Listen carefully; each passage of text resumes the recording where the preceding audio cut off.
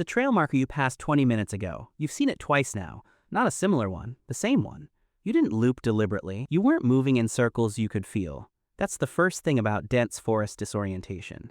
It rarely announces itself. The trees close behind you the same way they open ahead. Every gap looks like a continuation. Every ridgeline suggests forward. You keep moving because stopping feels like admitting something you're not ready to admit. Most people who get lost in forests weren't careless. They were confident, experienced enough to hike alone, and slightly behind schedule. That last part matters more than it sounds. When you're behind schedule, you start making pace decisions instead of navigation decisions. You stop checking the map as often. You trust your feet. The forest, meanwhile, is not helping you. Dense, temperate woodland strips out your directional anchors, one by one. Cloud cover removes the sun. Canopy removes shadows. Rolling terrain removes skyline. Moisture removes sound carrying properly. You're left with your own sense of forward, which is not a compass. Human spatial navigation without external reference drifts. Studies using blindfolded subjects in open fields showed people walk in tightening curves. They believe they're straight, the path curves anyway. In forest terrain, the same drift happens, but the trees hide it from you. You don't see yourself curving. You see new trees, always slightly different, always plausible.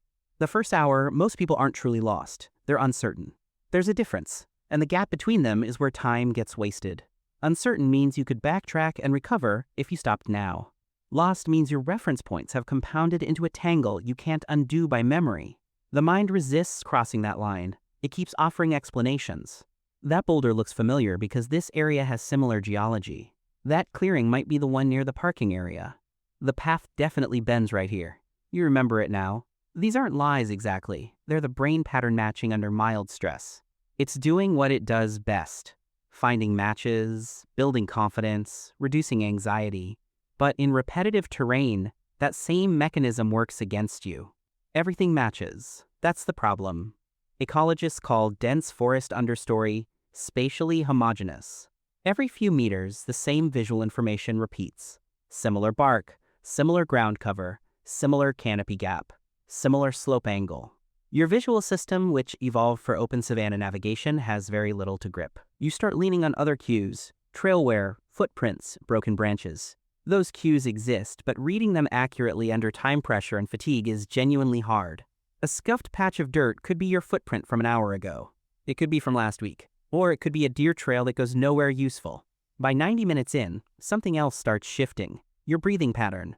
Not dramatically, just slightly shallower, slightly faster than the terrain requires. That breathing shift is the body's first honest signal that something is wrong. You may not notice it consciously, but your thinking starts to change with it. Stress hormones narrow attention. That's not a flaw. It's a feature for short threats. For a predator, tunnel vision helps. For navigation, it removes exactly what you need. You stop scanning wide, you start staring at the ground directly ahead. Your world shrinks to about 10 feet of visible trail. Everything beyond that becomes background noise your brain is actively filtering out. This is when people make the second category of mistake, motion for its own sake. Sitting still feels dangerous when you're anxious. Moving feels like progress. But movement without orientation is how a 1-mile problem becomes a 4-mile problem. Search and rescue teams consistently find lost hikers further from their last known point than expected. Not because they panicked and ran, because they walked steadily in the wrong direction for hours. Calm, purposeful, completely wrong. The forest offers false momentum. Every step forward feels like it means something. That next ridge will show you where you are. That sound might be a road. The light looks slightly brighter over there. Maybe a clearing, maybe a trailhead. These aren't irrational thoughts. They're reasonable guesses in unreasonable conditions. The problem is that each guess costs you time, energy, and position. And in forest navigation, position is the one resource you cannot recover by trying harder. Around the 2-hour mark, physical fatigue begins layering onto cognitive stress. Your legs are fine, your decision-making is not. The prefrontal cortex, the part handling planning, spatial reasoning, and error checking, runs on glucose. Mild exertion plus sustained low-grade anxiety depletes it faster than hard physical effort alone. You start accepting worse answers. The threshold for good enough drops. A path that looks vaguely familiar becomes confirmation. A noise becomes certainty. Meanwhile, the light is doing something you haven't fully registered yet. Forest light doesn't fade the way open skylight does. It compresses. One moment the canopy feels bright enough. 20 minutes later, it's genuinely dim. The gap between I have time and I'm navigating in low light is shorter than most people expect, especially in late afternoon, especially under cloud cover, especially in mixed deciduous and conifer forest. The trees absorb the last usable light from the bottom up. Ground level goes dark first. The canopy holds color longer, which is misleading. You look up and see sky. You look down and can't clearly read the ground anymore. Footing becomes uncertain. Pace slows. Confidence drops sharply. This is also when temperature starts mattering in a way it didn't an hour ago. Movement was keeping you warm. Slowing down removes that.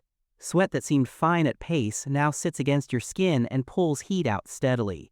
The body prioritizes core temperature above almost everything else. As peripheral cooling increases, blood flow redirects inward. Fingers get less reliable. Small motor tasks, checking a phone, adjusting a pack strap, trying to read a paper map, get harder. Not impossible. Harder. Which sounds minor until you're already stressed and losing light. Your phone, if you have signal, may help. Often in dense forest, you don't.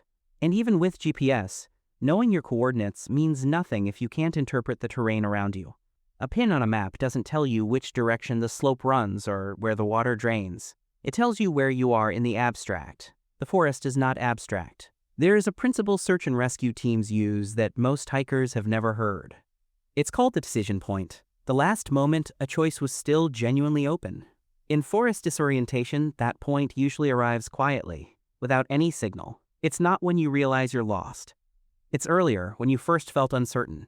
That moment, the small hesitation, the slight pause before pushing forward, that was it. Most people walk past it because uncertainty feels temporary and stopping feels dramatic. But the forest doesn't reset because you eventually admit the problem.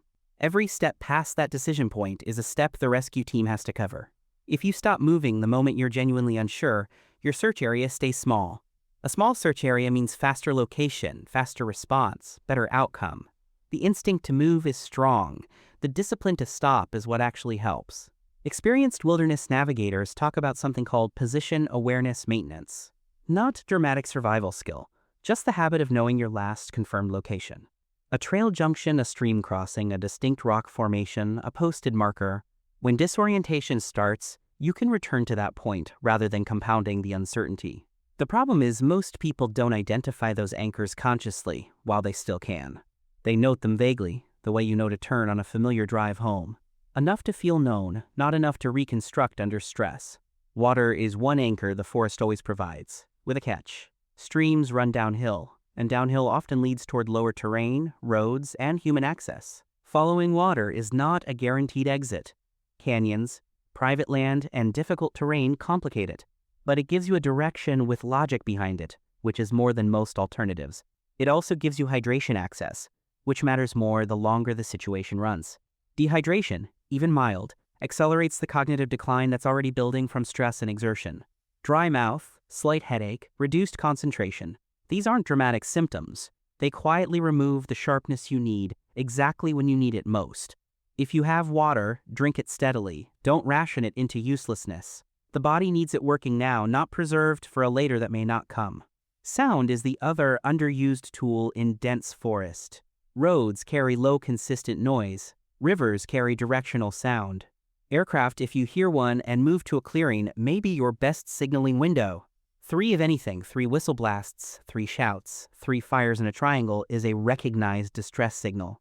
Not everyone knows this, but the people looking for you do. Staying in one place once you've acknowledged you're lost makes you findable. Moving makes you a search problem that expands by the hour. The forest looks the same in every direction for a reason that has nothing to do with you. It's dense, it's layered, it evolved without your navigation needs in mind. The visual repetition isn't a puzzle to solve through effort. It's a condition to work around through discipline. Stopping sooner, anchoring deliberately, signaling clearly.